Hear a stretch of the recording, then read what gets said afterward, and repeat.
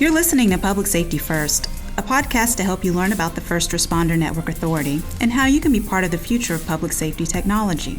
And now, your host.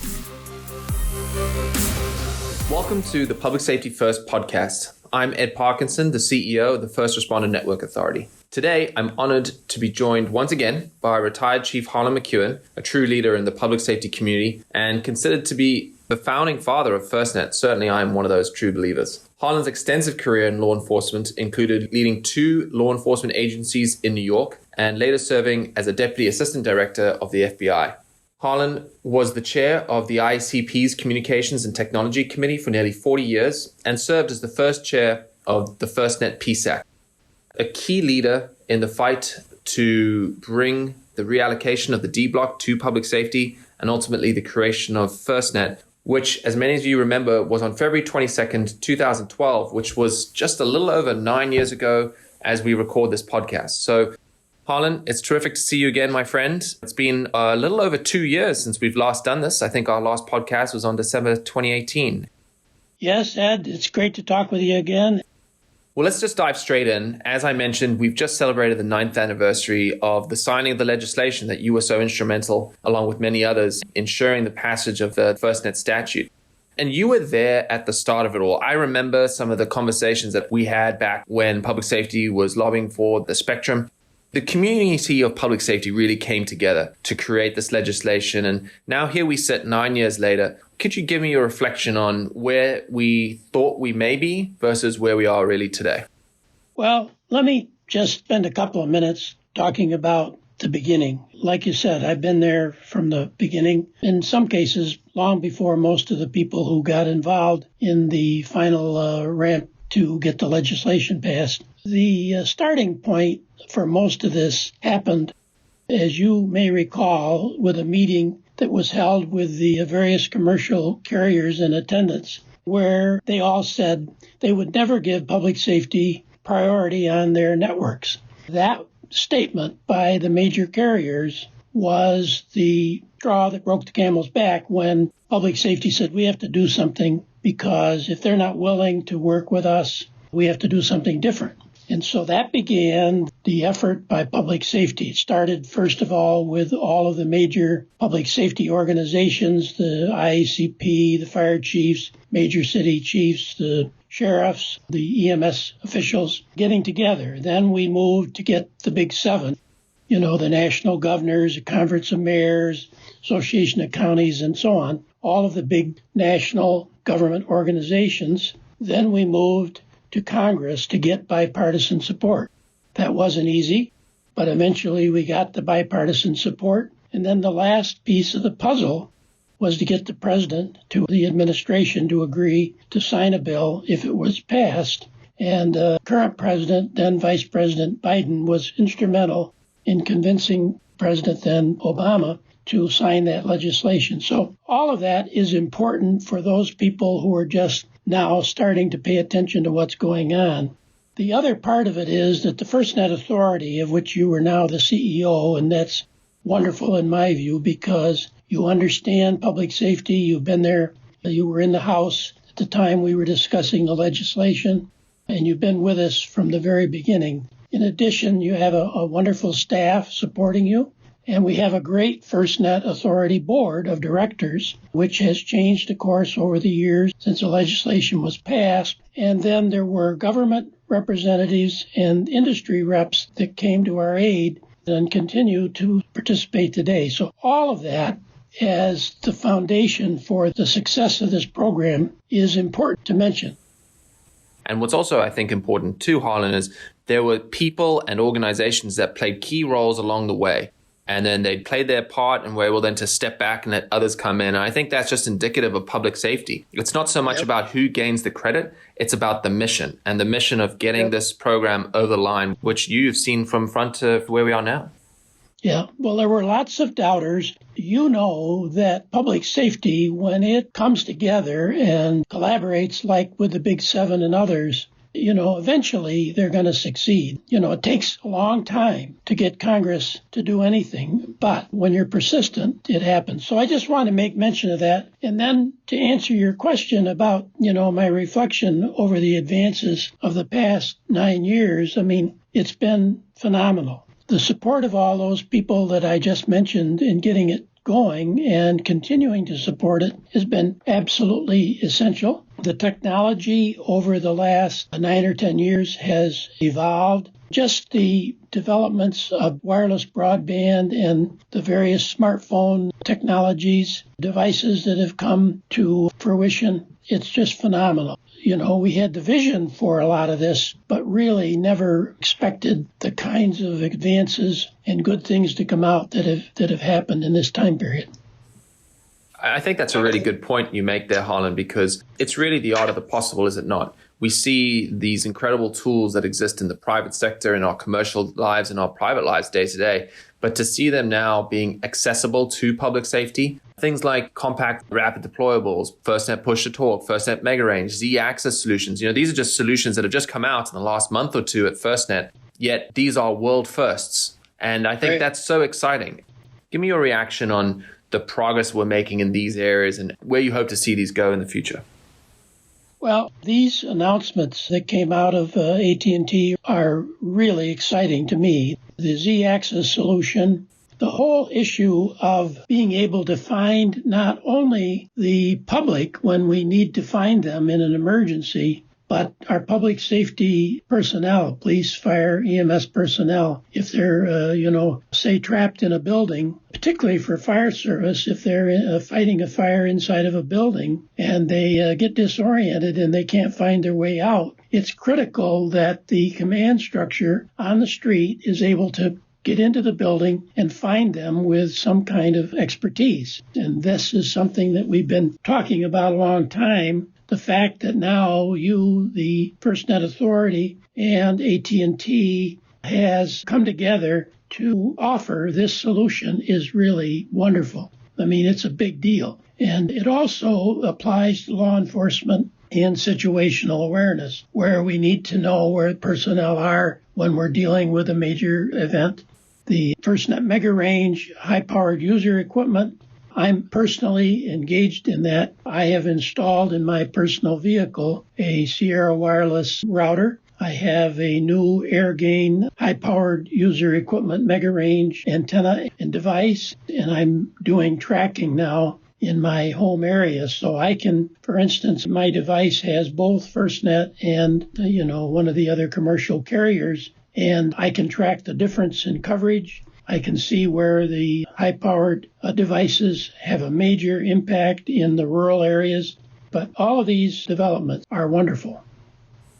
There are so many benefits to be able to extend one's range, especially in rural areas. And when one considers just the topography of the United States, you think about the challenges they face with very rural and wilderness areas are just that much greater in certain circumstances and very different to those in urban areas. So give me a little bit of a sense in terms of the vision you have for HPUEs, especially in rural communities and those where it's difficult to deploy regular radio access networks.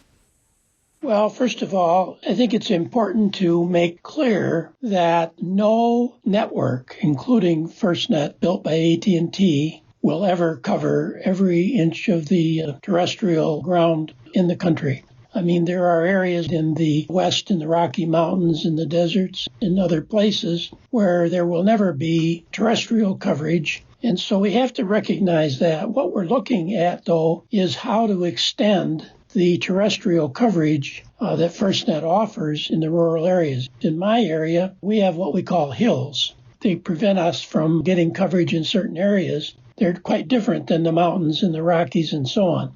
But in my primarily a rural county, the HPUE extends not only the band 14 coverage, but it extends just the normal AT&T coverage that AT&T has offered to public safety in addition to band 14.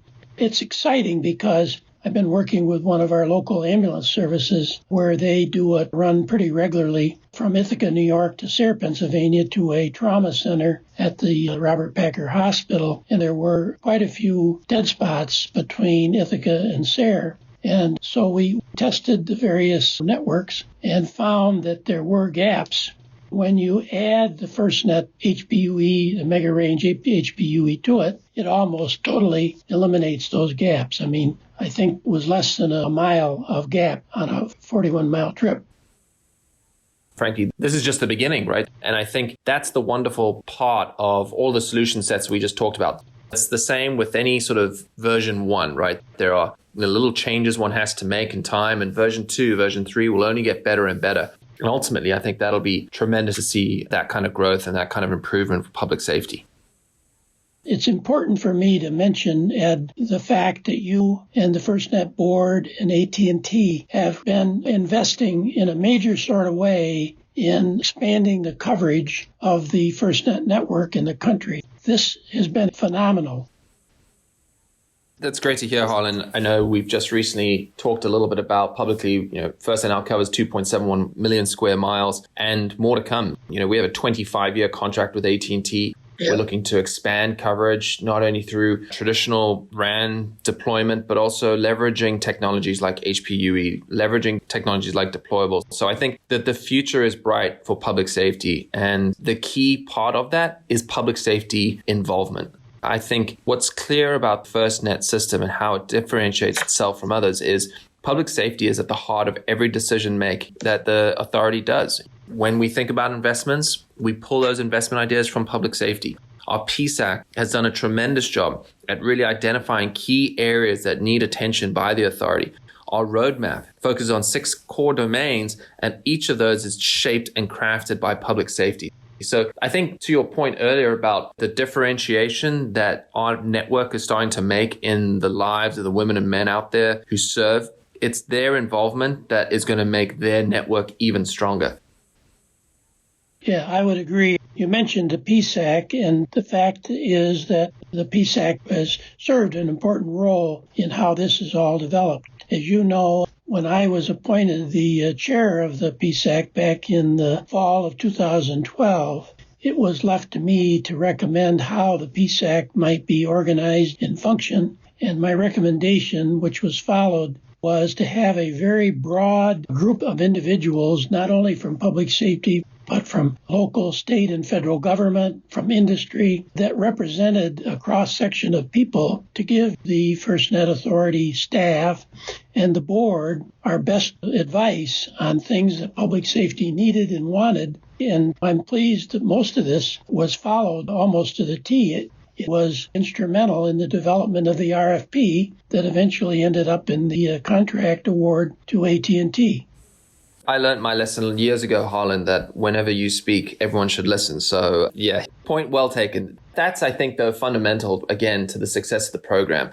We don't pretend to know it all. Quite the opposite. We know that while we have the huge responsibility that Congress gave us, that frankly, that public safety has entrusted to us to ensure that their network is deployed in the way that they can respond to the evolving challenges that public safety face every day, we have to have public safety involvement in the creation of the network. And, I think that's replicated. And you mentioned the RFP, you mentioned the development of the RFP, and, that's 2013, 2014, and here we now sit in 2021. There's a lot of amazing opportunities for public safety communications in the future. What's your vision? Where do you see things going? It's a little bit difficult to project or predict what's going to happen in the future. I mean, I've watched what's gone on here over the last 20, 30 years in the development of technology. And as I look back upon it, it's just amazing the kinds of things that have happened during that period of time. But it's clear to me that 5G is going to be important in the future. I may say something different a few years from now, but I think 5G will mostly be important in the more urban areas where we can get faster throughput and more reliable service. But I think what you are planning now, what the FirstNet Authority is doing with AT&T to develop a future strategy is critical to the way this goes in the future. When the contract was awarded, one of the main elements to the contract was that not only would AT&T implement the network, but they would expand it and they would keep it fresh. And that's one of the things that public safety has never been able to do in land mobile, We've never had the financial ability to keep networks up to speed with the technology advancements. Within this setting, the fact is that AT&T has demonstrated with your support that they are refreshing this network as they go. So we're not just sitting on, last year's technology. Every year we're continuing to implement new stuff, which is very exciting to me. Holland, it's a really good point. And I think what's fascinating about the entire program, the commitment that AT&T has made, their ability to frankly put their brand on the line, they've stepped up for public safety. It's been remarkable to see. The commitment from the entire team at AT&T is visible. And while they certainly deserve to be applauded, it's also important for public safety to remember that we, the authority, are here to hold AT&T accountable. We have this 25-year contract with AT&T, and that does give this public-private partnership a lot more merit, I think, than what other carriers are able to offer. My organization, we're not here for any other reason other than public safety. I think that's key. Don't you agree? I do. The way this was legislated, what we have now is we have a federal authority which clearly have that oversight responsibility. And to me, that's the differentiation between the FirstNet network and other commercial networks. I mean, they have no such mandate. They can do whatever they want. They can offer what they want. They can offer it today, take it away tomorrow. The fact is that you have the authority as the oversight group to make sure that AT&T fulfills the contract and measures up to what we want. We're only 4 years into a 25-year contract. Things will only get better and service will get better. We're excited for the future of 5G. We're going to be ready for it, and we're going to be excited to offer new services, devices, applications across the ecosystem to public safety. So it's a very exciting phase of the project. And, I'm certainly pleased that you're going to be part of it going forward, Holland. Well, it is exciting to you and to me and to many people in public safety. I mean, it's just, as I said in the very beginning of this discussion, the progress has been phenomenal. And we said we needed our own single nationwide public safety broadband network. And that is exactly what you and AT&T are delivering. And it's just way beyond my expectations. Well, wrapping up, Holland, what one message would you have for public safety if they were looking at signing up for FirstNet, if they had a doubt about it? What would you say to them? Well, first of all, as you know, I'm always cautious. My first thing to say when somebody is considering it or I'm trying to convince them that FirstNet's a good idea is to make sure that the coverage of FirstNet in their particular area is good and adequate. I mean, it would be foolish for anybody to abandon a different commercial network and go to FirstNet if the coverage isn't there. So I always start with what I believe is a practical start. And once you have determined you can get as good or better service from FirstNet, there just really isn't any question about the advantages to switching. I mean, the huge number of devices, the huge number of applications that are all being built just for public safety, they're not available on any other commercial network. They're not available in any other setting. And it's a game changer, really.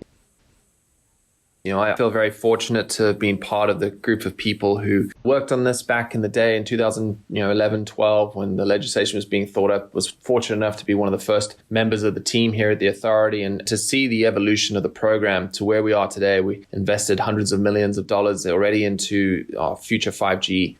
We've looked at expanding our fleet of deployables. We've got, as you mentioned, over 200 devices. We've got well over 160 applications on the FirstNet app catalog. And that's just the beginning. All these new technological advancements. It's just fantastic to see the progress. And in time, with the growing public safety broadband marketplace, new entrants into the public safety broadband space from a commercial vendor perspective, the future is bright, I believe, for public safety. And it's very, very exciting time. Totally agree. Well, I appreciate that, Harlan. Thank you so much for giving up your time. I know you're very busy, and all my best to you and your family and to all of public safety out there. Be safe. We appreciate you. We appreciate the work you all do and look forward to another conversation. And hopefully we'll see you in person in 2021. Be safe. I sure hope so. Thanks a lot, Ed. Thanks, Harlan.